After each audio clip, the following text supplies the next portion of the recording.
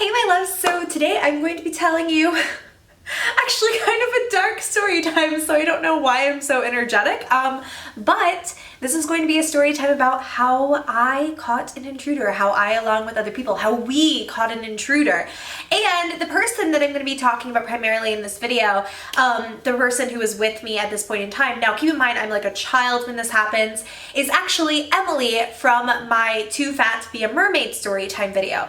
I told you guys in that video that we actually wound up being pretty good friends. We hung out after the whole stuff happened on our choir youth group trip. We went to the same church, and so we just kind of wound up being friends. Before I get into the video, please go ahead and give the video a thumbs up if you are excited about this story time. I never do like goals or anything like that, but let's see if we can get this video to 10,000 thumbs up. I think that would be so cool, and it'll really show me that you guys are like paying attention and you like my videos, and that makes me so happy. Alright, so this story probably happened when I was either 12 or 13. Because it was definitely after the original Storytime video that I told you guys where Emily and I were fighting, and I will link that video down below if you want to go and watch it. And she basically like body shamed me when we were at Disney World, and it was not a nice situation. But this was a little time later. We kind of like, you know, talked to each other, and she was actually a really nice girl. So we hung out from time to time, and I just so happened to be over at her house for like a little party thing with a bunch of other people from our church.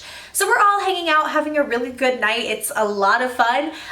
She has like horses and stuff like that, so we were like out petting our horses, playing with all like the farm animals. So my parents both worked at the church that Emily and I went to, and they weren't working this particular night. I know it was like a Saturday night or something like that when I was over at her house. Whatever it might be, they couldn't come out to pick me up from this party. And so Emily's mom actually really likes my parents, and she was like, oh, that's cool, like I'll just bring her to the church and then you guys can pick her up there. So Emily and I are just hanging out. Everyone else has pretty much left the party. We're having a good time. We're probably swapping scary stories this night, which is pretty ironic.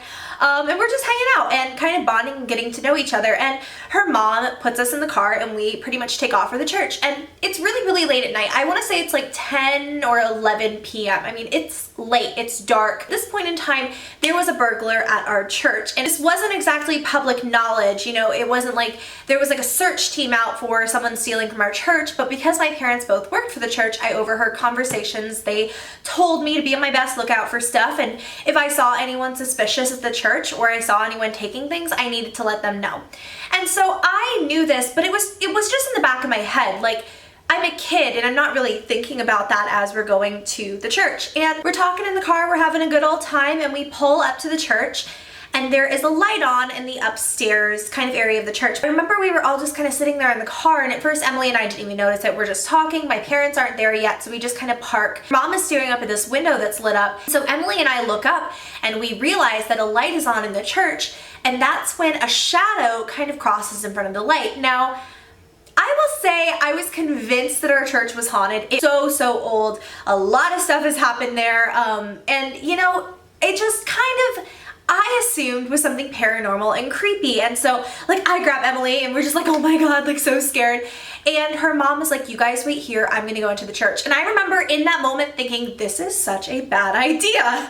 And even Emily was like, you know, kind of startled that her mom had said that, and she was like, are you sure you want to go in there? Don't you want to call the police first? And I think her mom was just so startled by seeing this and probably knowing the information that she did about a burglar at the church that she wasn't thinking clearly, and she did call the police. She was crazy. Like, I remember very distinctly her being like super ballsy when I knew her. Emily and I are just kind of sitting in the car, like we don't even know what to say to each other. We're just watching the window that is like lit up at the time. It's like, what the heck is happening here?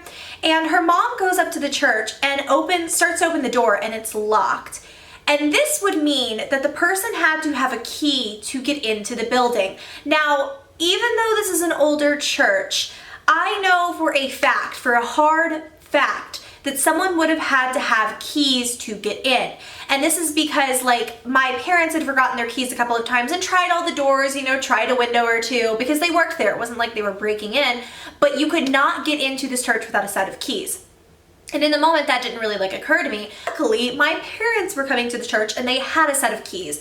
And actually, I did not see my parents until after the fact of all of this. I don't really know how exactly this all went down. I just know my parents were there because they were able to get into the church and no one else had come there with a set of keys. Emily and I are just kind of sitting there watching all of this, like not really talking. And I know she was really scared and I was too, but we didn't get out of the car, obviously, because I was really unsafe in this particular situation. It's like 11 o'clock, like midnight at this point. It's really, really, really late.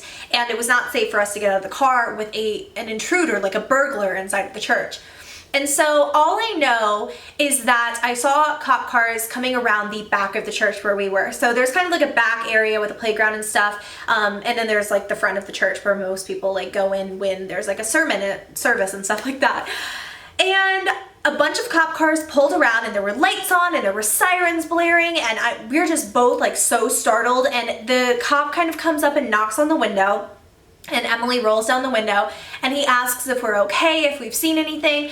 And we're just like, no, we're fine. And he was really, really nice to us. He kind of talked to us and he was like, everything's okay, everything's fine.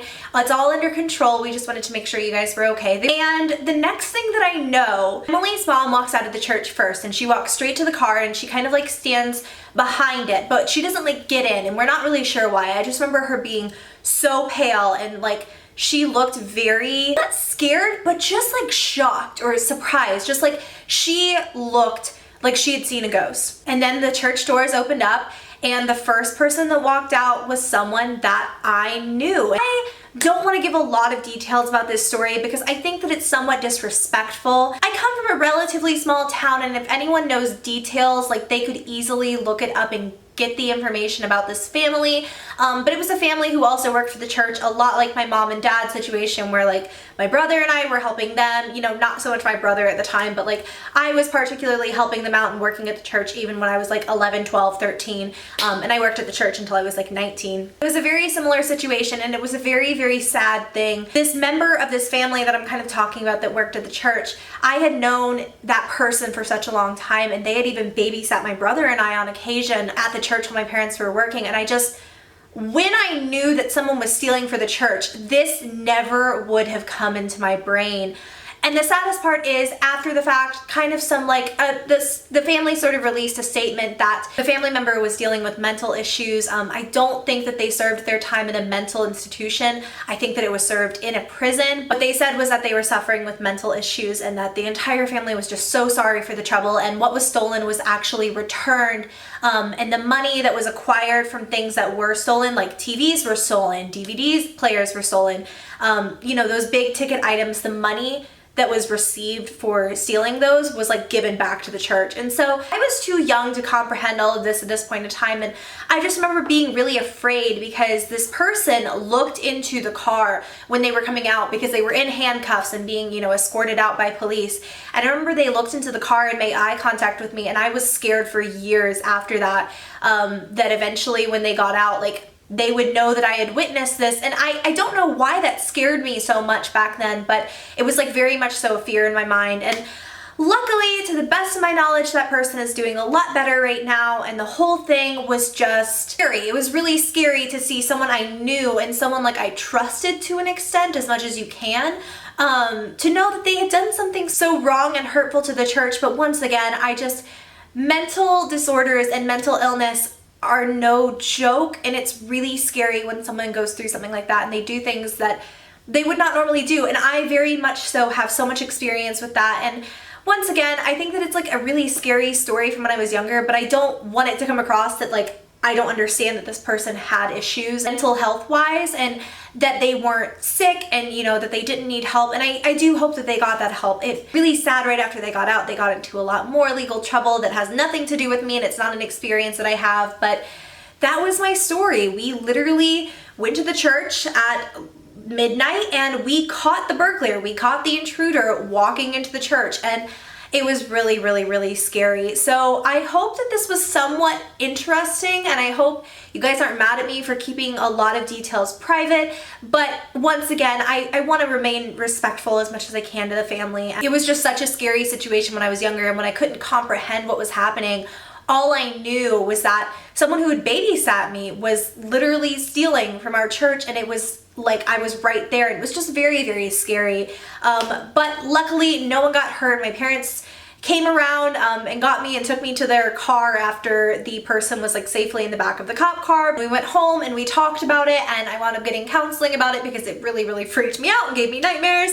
But that is my story. So I hope you guys enjoyed it. If you did, give me a thumbs up. Please subscribe to my channel if you have not already, and I will see you all in my next video. Bye.